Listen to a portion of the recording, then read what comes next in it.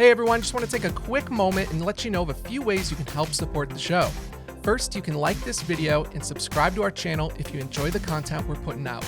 Share this episode with other creatives and help spread the word. Next, you can go to creativesideup.com. That'll take you over to our Ko-fi page where you have the ability to drop us a few bucks and help support independent creators like myself so we can bring you more episodes and feature even more creatives.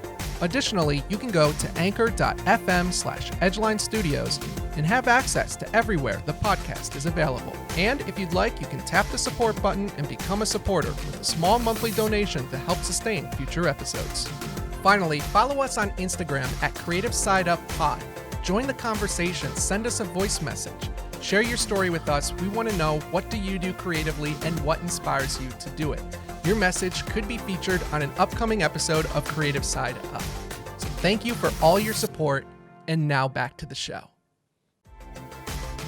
Hey everyone, welcome to another episode of Creative Side Up. My name is Tim Olson, and this is the show where we unpack creative minds. Today my guest is multi-talented photographer Tim Hughes.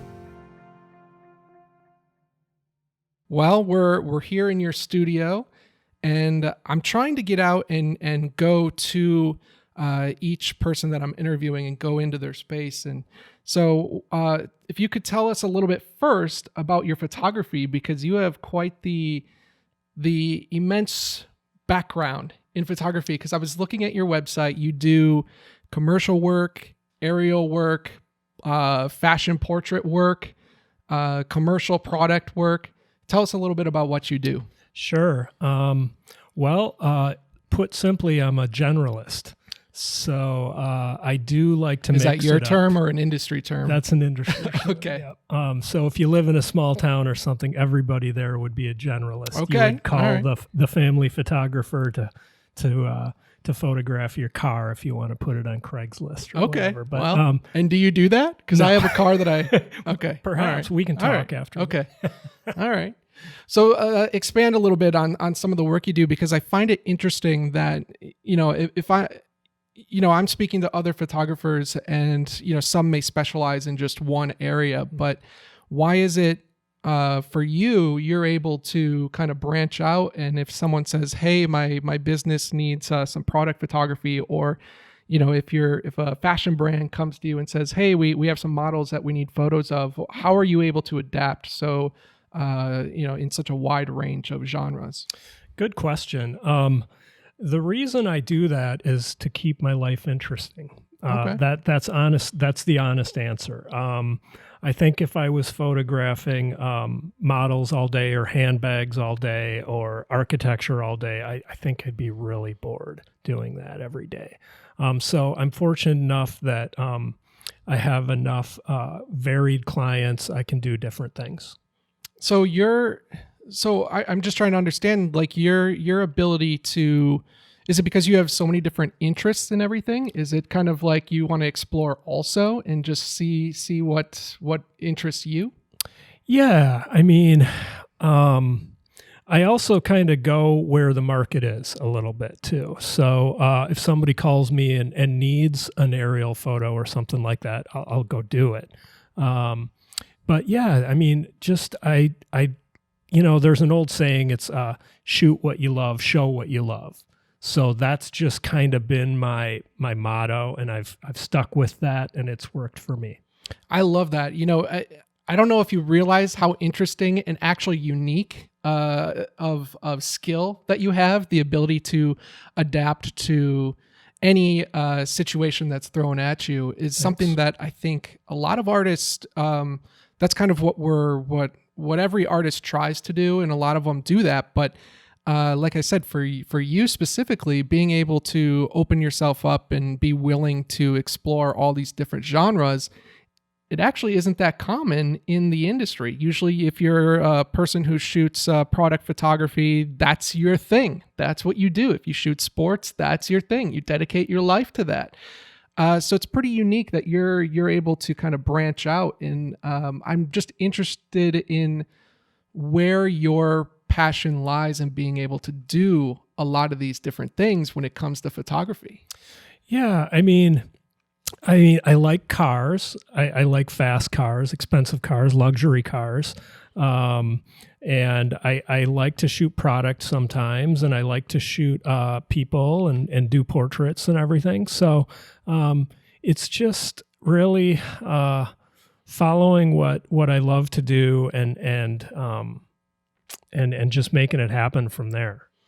So when you go into, say, like like when you're doing a portrait fashion shoot, are you expanding? Are you, because a lot of what you do, it's yeah, sometimes there's a team behind it, but mostly it's a lot of your creative input into making it your photo. True. So if someone's doing a shoot for their fashion, for their clothing, you know, there may be a small team of people that come in, but you're working closely with that brand to make sure it's what they want. And how are you able to expand on your creative freedoms in order to get what they're looking for? Yeah, that's a good question. What I've found is the clients, but when they contact me, they've seen what I've done. So I think they have a pretty good idea of what I'm capable of, and that goes a long way. So it helps me a lot if they say, we love this photo. And then that tells me, oh, environmental portraiture or, studio fashion or whatever. And I think if people are good at using visual art terms in communication, it helps with planning the shoot a lot. So are you, do you have any formal training in photography, or what's a little bit of your background that got you into it in the first place? Sure. I have a bachelor's degree in art from UW-Madison with a graphic design concentration. So with that, that was a lot of studio art classes that I had to take or, took. Was that specifically in graphic design? Graphic design, but a lot of photography. Okay. So at that time it was darkroom photography, black and white and color. And I got good at Photoshop when I was a designer. And so while I was a designer at The Onion, the digital camera came out. Well, how long were you at The Onion for? I was there for 8 years. Oh, wow. Yeah. Okay. And you were, but mainly as a graphic artist, graphic design. Yep. Production design. Yep. Okay. And what were you doing for them? I was designing ads. I turned in a few jokes that made the paper and stuff like that. That was the highlight of it. I won't ask you to tell them, but yeah, all right. I can't remember. All right. Well, that's awesome. So going from graphic design, while you were doing that, did you have an interest in photography, or did it kind of just strike up at that time? Yeah, I did. When I was in college, I had a little 5x7 black and white print, sunrise over a canyon, and the Wisconsin Union, I won like an art contest with it, and they bought it from me for their permanent collection. And that was like a really big achievement for me. I thought that was pretty cool. It's going to last longer than me. That's awesome. Yeah. And right off the bat, getting a photo that's acclaimed like that kind of motivates you and inspires you to kind of move forward and see what else is possible, right? Absolutely, yeah. I find that if you want to speak on this, because I don't think it's always about the technology necessarily, but a lot of photographers kind of lived through this moment that went from shooting film and working in a dark room to the technology shifting to digital, of course. Yeah. And that was quite a transformation in just workflow and productivity. Can you speak a little bit about your experience as an upcoming photographer in that time? Sure. With film cameras, you never really knew if you got the shot until you got it processed and everything, and it was still somebody could screw up the film during the processing. So that for a commercial shoot, that is just incredibly scary and threatening. Right. So the fact that you can look at your LCD these days and make sure that you got the shot, that it's not overexposed, that it's sharp, that it's composed well, that's a big deal, really big deal. So it makes it a lot less threatening to do. Was there a transformation in not only the finishing process of the photo, but also the software that came along with it, and the learning of the software? Because it sounds like that you, coming up as a graphic designer, that's when I think of that, I think, well, you're working with software already. So it must have been a pretty smooth transition for you to learn Photoshop and these other requirements for now shooting digital photography. Yeah. It started out with professionally, we would scan, 4x6 prints, and that would be rasterized right into Photoshop. And then we'd, manipulate the photos, do color corrections for the newspaper, and so it was a really natural transition to go to digital cameras. Another thing that I just thought about was 8 years at The Onion, which at that time was a physical product. That was a paper that was delivered every week. And you were here in Madison working on that when they were here, right? Yeah, absolutely. It was great times. We were on State Street, then we moved to West Wilson Street, and right downtown both times, and it was really good times. And now they've grown immensely since then. Yeah. Well, we were pretty big. We had a #1 bestseller New York Times list, Our Dumb Century, and so it was really fun to live through that. Nice. So when you were working there, as I said, you're putting a new product out every week. Did that kind of train you to kind of get in the right mindset for being efficient in your workflow? Yeah, absolutely. And working within deadlines.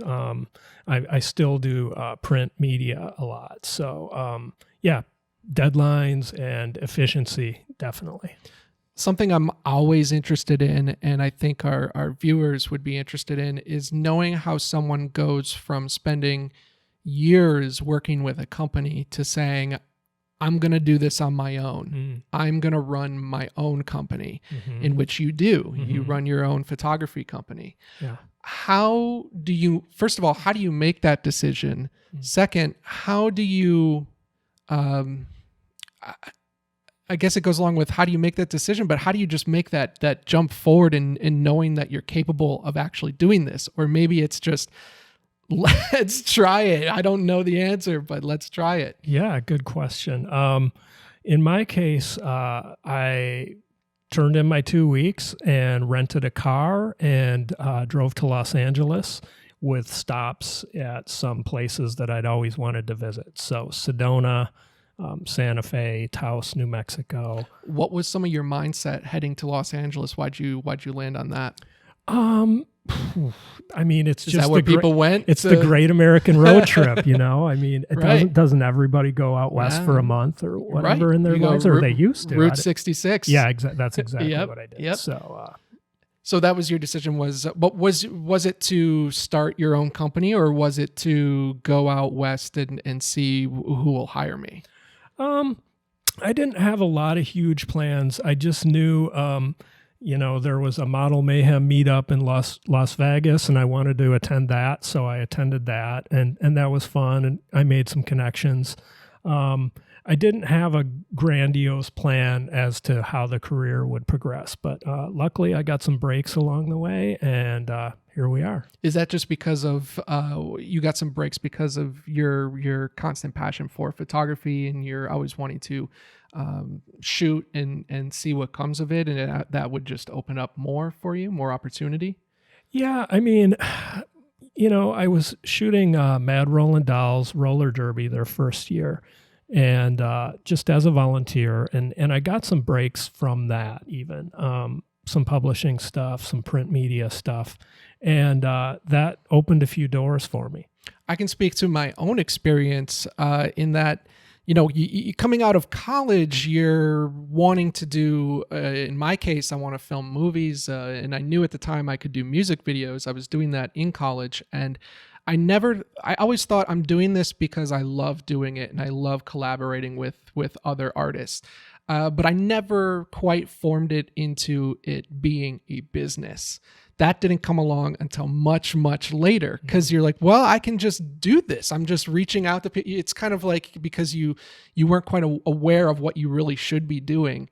Was some of that applied to you as well? Is it, your trip out west and then coming back, and did you form your idea into making this your job right away, or did it take some time? A little of both. With the shots that I got out west and the landscapes and things, I started contributing to iStock and then got accepted to shoot for Getty. So I was a Getty House contributor for many years, and I started getting actually real checks from them. So when you say you started doing stock photography, are you going through your own archives of what you've already shot, or are they putting you on assignment to go out and shoot? No, it wasn't assignment based. It was all individually based. Whatever you want to turn in that you think will sell. And so it was fun. I could go and shoot whatever, and a lot of times I just really deeply explored Madison and found a lot of images at different times of the day and everything that hopefully people would use for their advertising. Was it a lot of guesswork when you're doing stock photography? Was it understanding what's popular and what's not, or what would someone actually want as if they were going to purchase the photo? Yeah, it's a lot of guesswork, but it's a little bit of luck too. I have my best-selling photo is this carnival at night fairway shot, and yeah, it's just sold a lot. Carnival industry is really blowing up right now. I can see why. Yeah. So I never would have guessed that would be my most sold shot, but it is. And so I just think that's the luck of the draw. Was that part of an idea for you to start making money off of your art, was to look to sites like Getty or iStock that will sell your work? Yeah, that was the first opportunity that I had. That one, I got accepted, and I learned the technical chops of the industry. So, yeah, they were really picky about no sensor noise, really sharp, well exposed. So I learned the technical chops there. I can imagine a lot of that being I don't know if for you, did you experience for stock photography, if they would come back and say, well, this photo's not quite right, was that kind of disheartening to you because you spent all that time processing your photos and going through Photoshop to each one, and you're going, wow, this is great, someone's going to buy this, and then... Yes and no. Yeah, I still have a folder called rejects that they turned down, and that's fine. It did sharpen my technical skills. They had really well-defined reasons why they wouldn't accept it. It wasn't, well, we don't like the picture of that model or anything like that. Right. It was just, it's not sharp enough, or it's overexposed or underexposed. Did you ever go and do any reshoots? Sure. Yeah. Try to correct the mistakes? Yeah. All right. Well, that's great. So going on from there then, at what point did you say, I'm going all in on my photography and I am for hire? Yeah, I didn't really pursue graphic design jobs after I left The Onion. So really, the photography was it just was inevitable that that's what I was going to do. So after that, have you ever gone back and tried to do some graphic design work since then, or does that not interest you anymore? Like my business cards I designed, that's pretty small stuff. I designed my website. You got a pretty cool website, I think, too. Thanks. I think it displays a lot of your work really nicely on there. Yeah. My friend JJ's helped me a lot with that. Okay. Yeah. All right. He's always been the web guy and my consultant for that. So. Sure. So now, are you still at a point now where you're actively seeking clients and reaching out to them, or are you at a point now where you're getting called back a lot for work? And how did you get to that point? Yeah, good question. I am not actively seeking clients. With the caveat that, there's a few magazines that I would like to shoot for. So maybe once a year, I'll send them a quick email and say, hey, I photograph this triathlon, or and if you ever need me for work in the Madison area, I'm available. But most of the time they contact me. So outside of work, what kind of stuff are you? What kind of photography are you taking just for fun? I do a lot of fashion shoots for fun and travel photography for fun. Yeah, I mean, I love to travel. I've been to Mexico probably 12, 13 times. I lost count. And I'm going again in a month. So, Oh, wow. Yeah, it's just really beautiful down there. Is that just kind of to reset as a creative, or are you, like you just said, when you go, you're being inspired to take photos out there as well? Is it just kind of nonstop for you? Is that how you operate, or do you take some time to just kind of regroup and then get back into the swing of things? Yeah, I would say that when you're in a place as beautiful as that in the Caribbean, it's inevitable that you got to go shoot. So my favorite time to shoot is sunrise. So I'll set the alarm for 5:30 and pack up my 16 to 35 and clean off the sensor and and grab a tripod and go and just put on the shoes and just start walking. So is that just in general that sunrise is your favorite time to shoot, or is that just out there? And why not sunset? Yeah, I think there's fewer people at sunrise for one, and sunset's good too. But I would say they're very similar. Actually, the magic hour is very similar between the two. So I imagine, just like creative like myself, anytime I'm out and about, I'm now taking photos with my phone because I don't have my camera on me. Do you have a lot of those moments? Are you trying to be creative with other tools other than a DSLR? Yeah, I do have an iPhone 8 currently, and it's really not up to what I'd consider I'd be happy with as a mobile phone camera. I thought it would be better. It only has the one lens. I kind of was hoping it would have Right. the two. So it's good if there's enough light. Yeah. If it's dark out or something, it struggles in low light. But I mean, when you're inspired, if you're in Mexico on vacation, and you don't have your camera with you, you're going to pull out your phone and try to capture that. I find Absolutely. that a lot, and I bring this up because a lot of this sunrise sunset stuff, I've been able to be lucky enough to once in a while get a good sunrise photo or a sunset photo, but it's never what I want it to be in those situations. Sure. Same thing with when there's a large moon outside. A lot of people I see try to capture it with their phone, and it's not able to do it. Yeah. So I mean, the tools are getting a lot better and more capable. Right. But ultimately, do you carry your camera with you a lot when you're just out and about, or are you do? That's a good question. I have a Canon S95. So it's a point and shoot compact camera, and that fits in my back pocket, and it shoots RAW. So it's several years old, but the fact that it shoots RAW and has a zoom lens, an IS on the zoom lens, oftentimes I'll grab that and just put it in my back pocket and go when I'm traveling, because you just never know when there's going to be a good shot.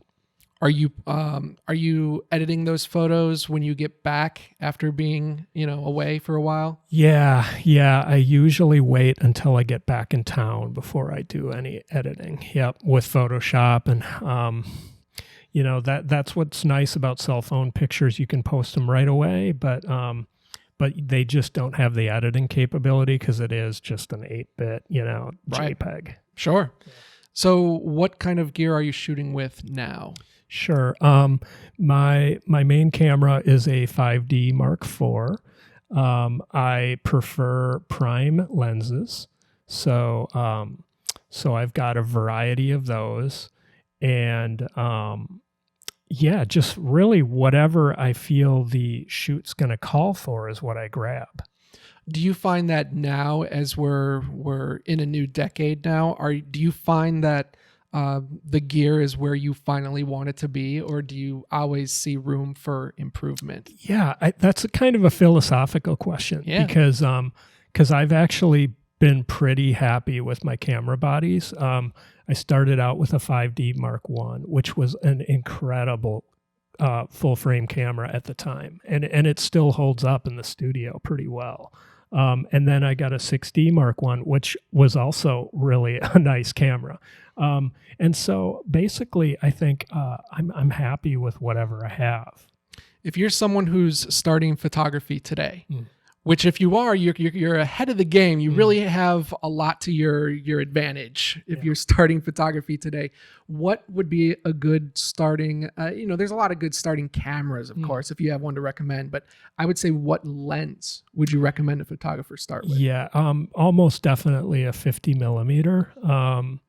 And that's on full frame. So I would try to get a full frame camera, unless you shoot like wildlife or sports. Then you would might get a crop sensor, because the 50 is now 75 or whatever.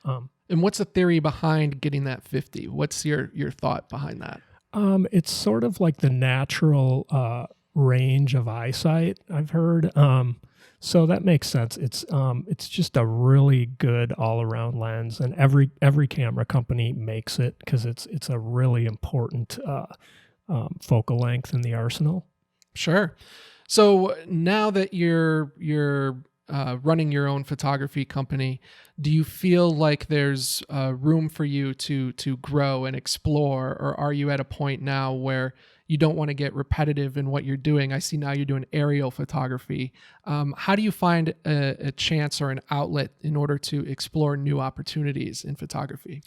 Yeah, sometimes the opportunities just knock at my door. In the last few years, I've picked up a new client for advertising. That is a car dealership. So like every month, I go out and they give me keys to a new Cadillac or to keep.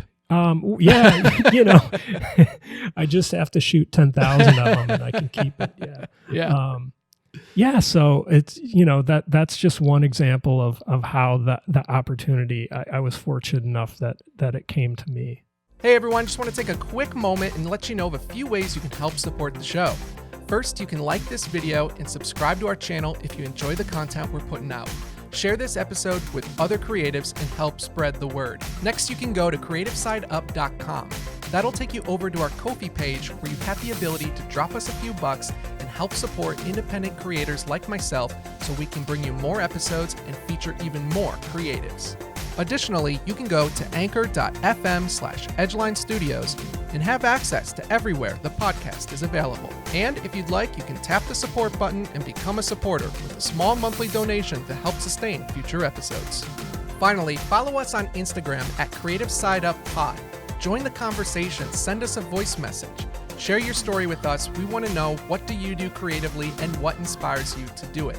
Your message could be featured on an upcoming episode of Creative Side Up. So thank you for all your support, and now back to the show. All right, we're back. Yes. Wow, that was an exciting break, wasn't it? Incredible. So I want to jump in a little bit to your editing process. So after you're done with your shoot, and we know now that we're shooting digital, you shoot a lot, right? You're not someone who likes to have a minimal number of shots that you've taken. You kind of just roll them off, right? Right, absolutely. And if it's a shoot that I can use a motor drive, I will.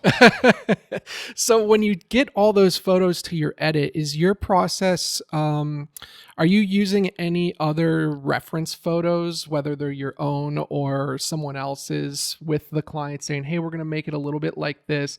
Because it's one thing to get the shot in camera that you're looking for, but it's another thing when there's all these other styles that you can add in the editing process, where it's almost like a whole other art form in and of itself. So what's your process? Yeah, good question. Depending on how much responsibility the client wants to take on, I might give them everything to go through, like make a Dropbox gallery, and You're talking about select photos, like what are the takes that they like the best? Right. So if they want to go through 1,000, that saves me a lot of time. But I will go through it through the whole shoot, no problem too. Yeah. So when you're going in and you have your selects and you're in your edit, are you do you still have a lot of the creative freedoms to be able to make it look a certain way, or are you how much are you staying in touch with your client and making sure, is it every step of the way, or is it a little bit relaxed after you've worked with them a little bit so they know what you're capable of?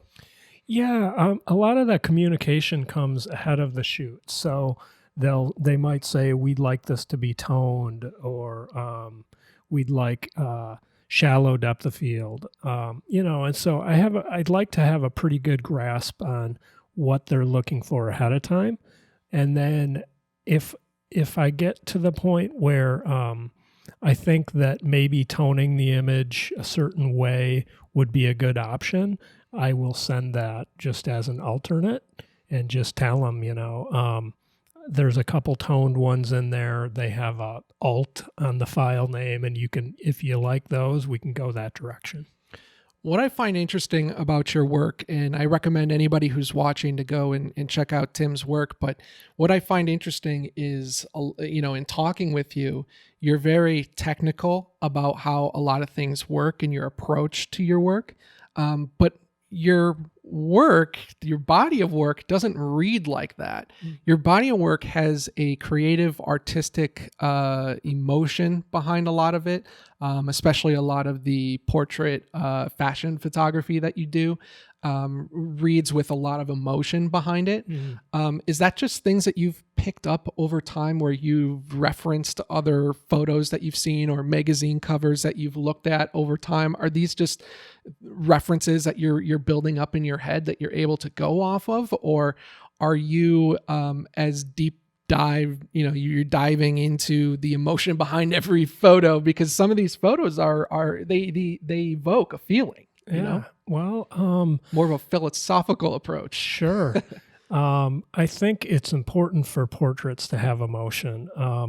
I really do. And so if I can convey that visually, I think that's really I've achieved the goal. Do you know how you're doing that though? Because I look at a wide range of your photos, and you can just simply go over to Tim's Instagram, and I'll have that link below. And you can see his wide range of work, going from sports photography to, like we've referenced, fashion photography, to even aerial shots. Although each and every one of those require a different technical skill, they all evoke some type of emotion behind it, almost like, if it's sports photography, you're capturing a play mid-action, or a model is posing a certain way, or you're capturing a landscape or a location.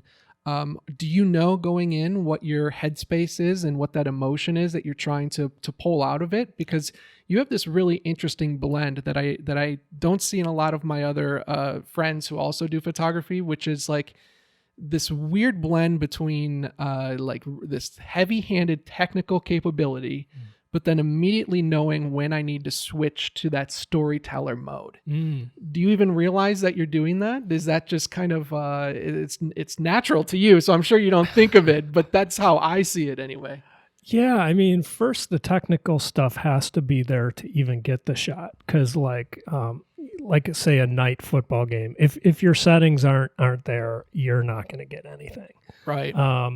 But in terms of having a advanced idea of what you might get, I do planning with shoots, and I use make mood boards on Pinterest and things like that. So I'll go back and forth with the model, makeup artist, and the stylist, and we'll look at that. But yeah, I mean, sometimes it's just you get a lucky chance when you're outside and shooting in the field, and I go for those too. Sure. So when you do post these photos to a platform like Instagram, are you it kind of brings us to a new digital age of sharing your photography. It used to be, I would send clients to my website, and you still do. You've got a great website, but Are you utilizing social media now to kind of push a lot of your work? Yeah, you kind of have to.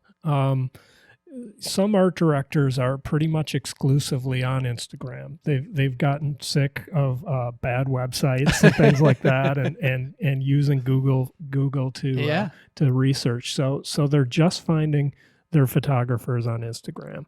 Um, so it's important to be on as many as you can. That's what my webmaster said. Just join it, just so you can have a link back to your website. But it's not necessarily that you're just doing that, because you have story archives on your Instagram page, and you have your photos that you're putting out, and every once in a while there's a behind the scenes story that goes up. So you're actively using the platform to kind of promote yourself. It's a hard thing for people to get used to be able to do something like that. Yeah, and the platforms keep changing. I mean, I was an early adopter of social media, so I was on Friendster, and then You MySpace. still got that account. Yeah, possibly. Tom is still your friend. The cobwebs, yeah.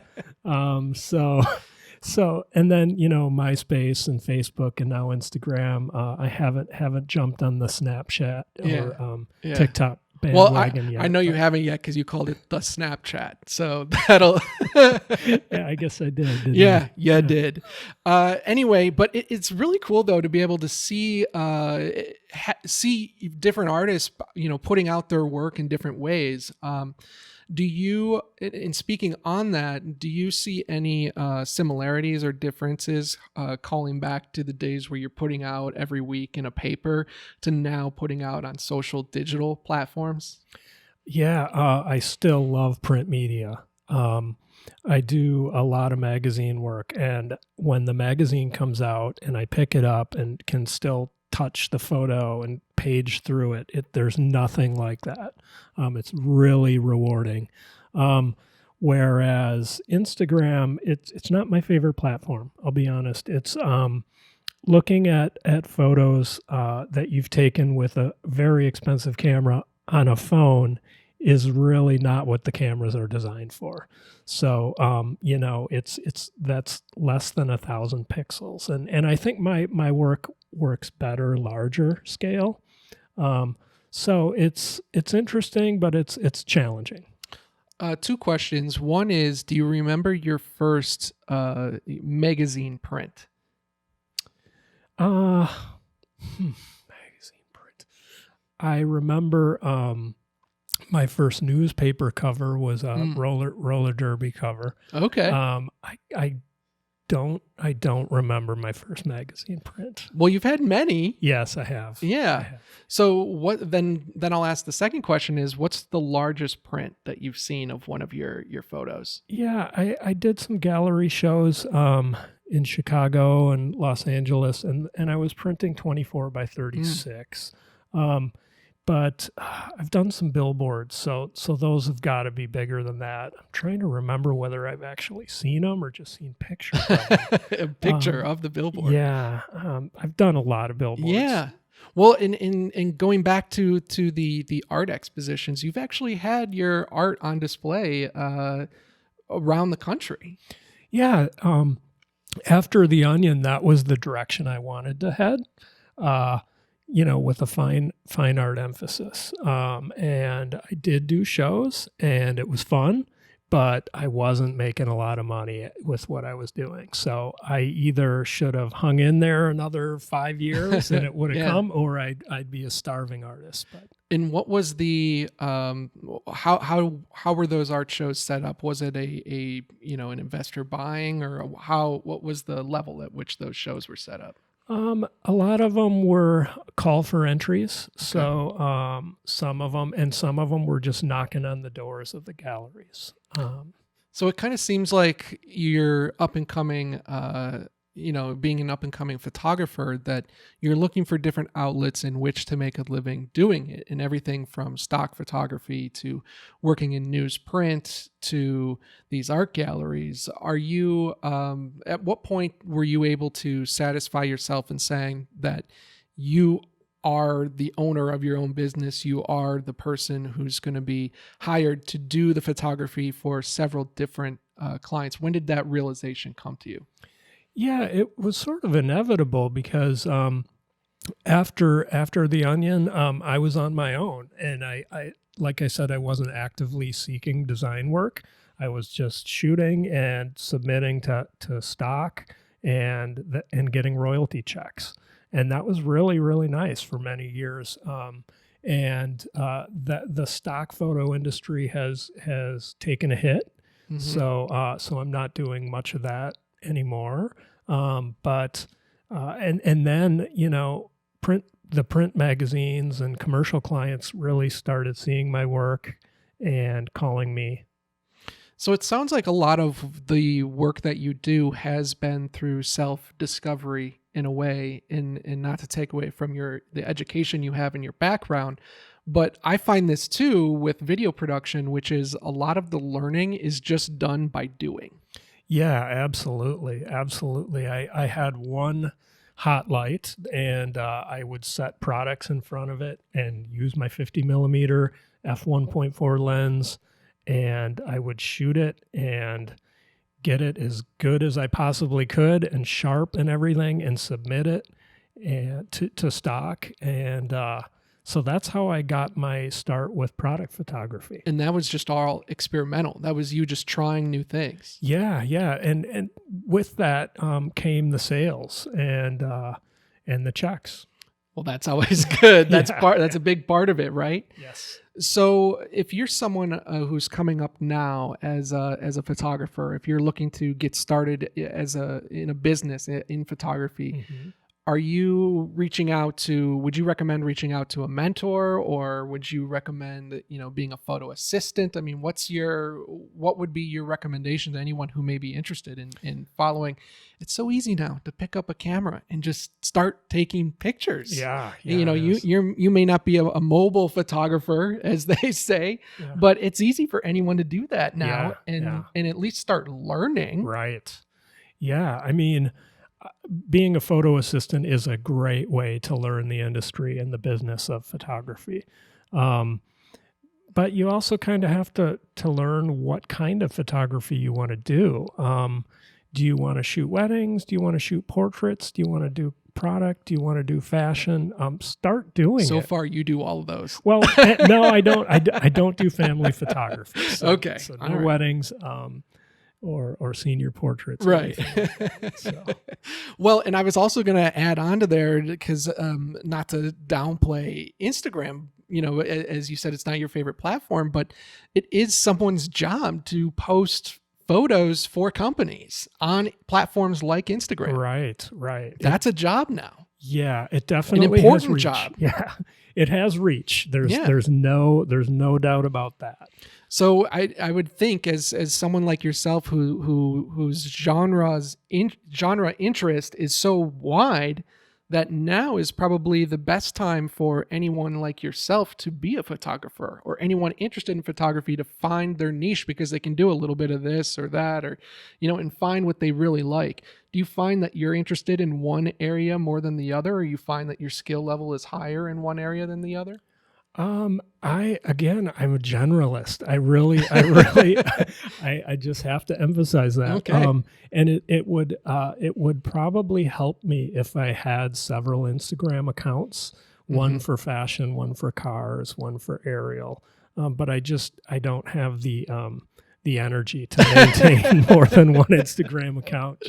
Just one takes. I can enough just see the energy. time just ticking back in your head, like how much Yeah, time that's going to take to. yeah. But you know what? Maybe I like that you display yourself as having the skill level to do all these different things. And while some may say for some artists that may spread themselves thin, it Mm. actually opens up a lot of doors for yourself.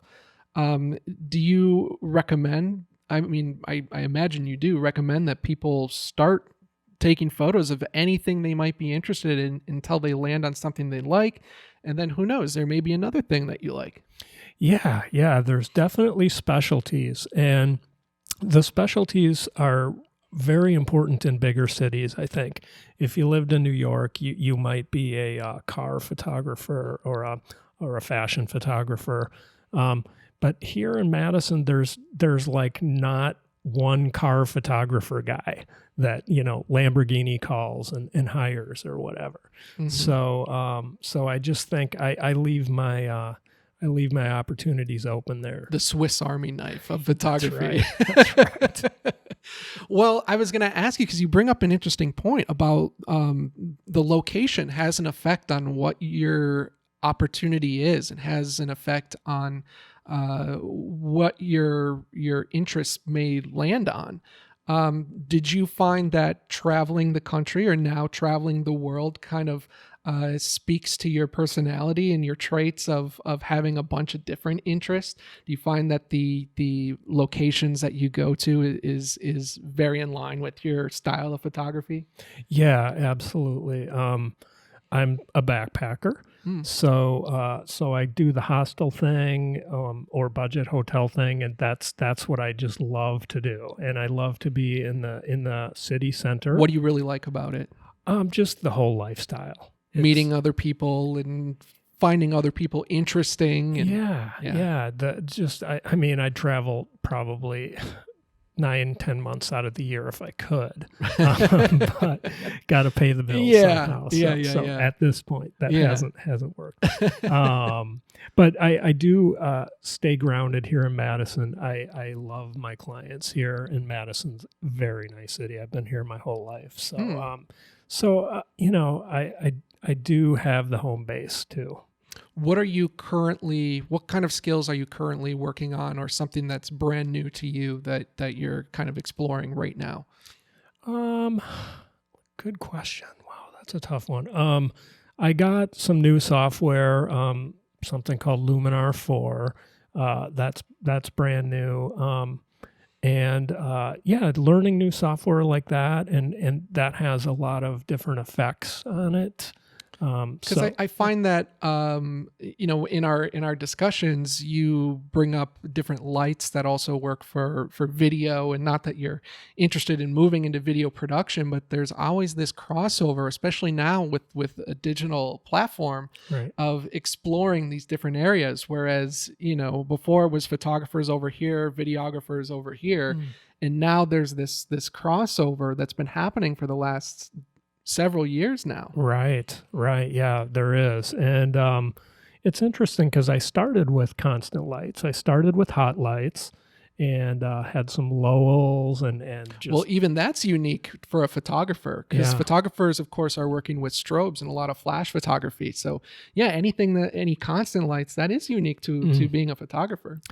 Yeah, I mean, as long as and what I did to make that happen is I had my camera on a tripod. So a hot light or a constant light of any kind, as long as you have a tripod and can do a long exposure, you can get a sharp photo. Sure. And so now, what is around the corner for you? What are you working on now? Like you said, you're having clients come to you now, and you're taking more photos for different companies, different individuals. Is there anything that you haven't done that you're looking to do coming up here? Yeah, I mean, I'm not afraid to spend money to go on a trip or book a shoot with a model and spend money on the team if it's gonna be a really rewarding shoot. I went to Los Angeles and booked a helicopter and did some touring of the city at night at sundown. And that was really, really worth it. It was just great shots and expensive, but well worth it. Sure. And at the same time, in the same vein, when we talk about photography that's worth it, or a video shoot that's worth it, is there any time when it wasn't worth it, but there was a learning experience behind it? Is there anything that sticks out? Yeah. Unfortunately, what I've found is that I have to take chances on everything, and not everything pans out perfectly. What you see and what I put out there is going to be as good as I can usually get it. But But, half of the stuff I shoot, more than half, stays on the cutting room floor. And that's pretty much average, isn't it? That's typical for a photographer, right? Yeah, yeah. I don't think people take that into account a lot when they see the final image. They don't realize how much got left out, or the different backdrops that weren't used, or the different poses that weren't used, or whatever. You know? Right. Yeah, I edit ruthlessly, and if I might do a whole shoot, and if there's nothing from the shoot I can use, I just won't post it.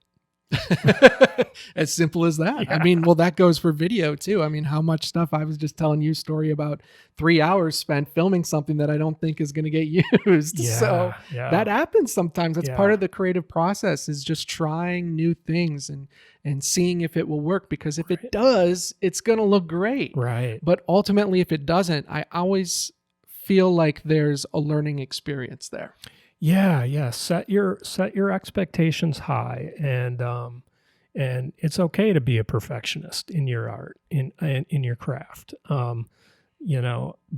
as a beginner, I think it's more important to just put work out there and see. You don't have to be a perfectionist when you're first starting.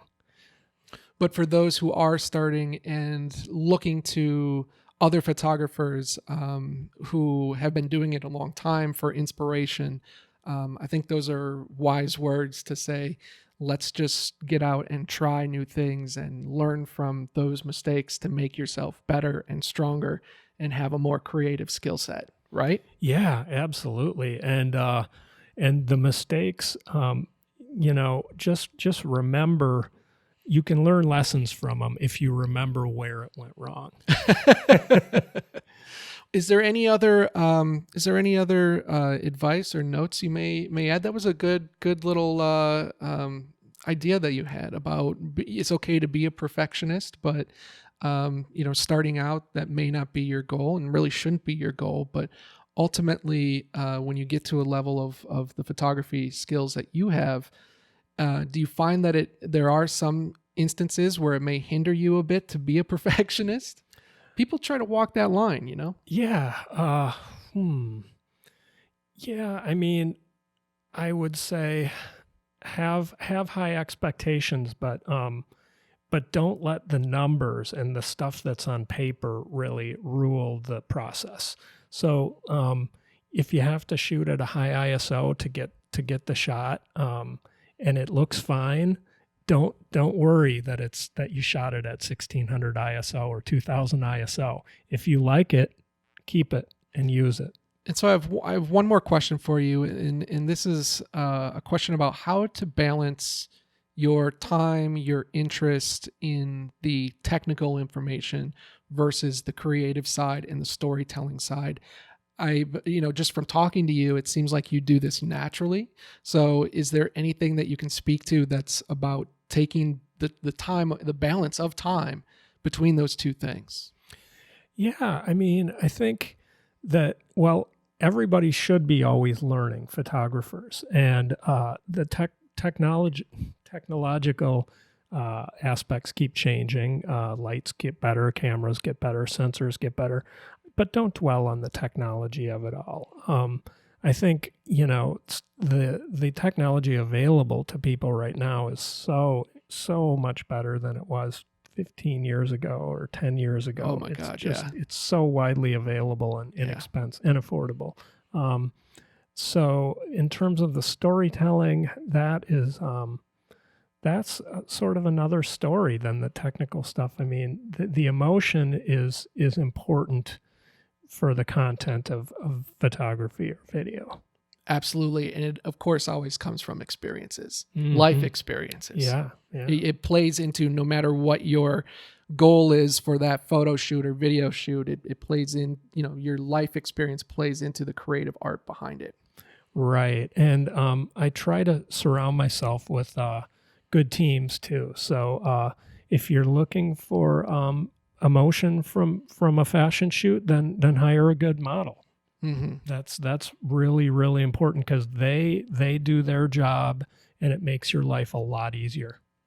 Tim, this has been good. Yeah, Thanks thank for you. having this discussion. And anything else you want to add before we head out? Oh, Not off the top of my head. All right. Well, thanks for being here, and thanks for watching The Creative Side Up. We'll see you next time. Creative Side Up is an Edgeline Studios production. Thanks for listening, and we hope you join us again soon.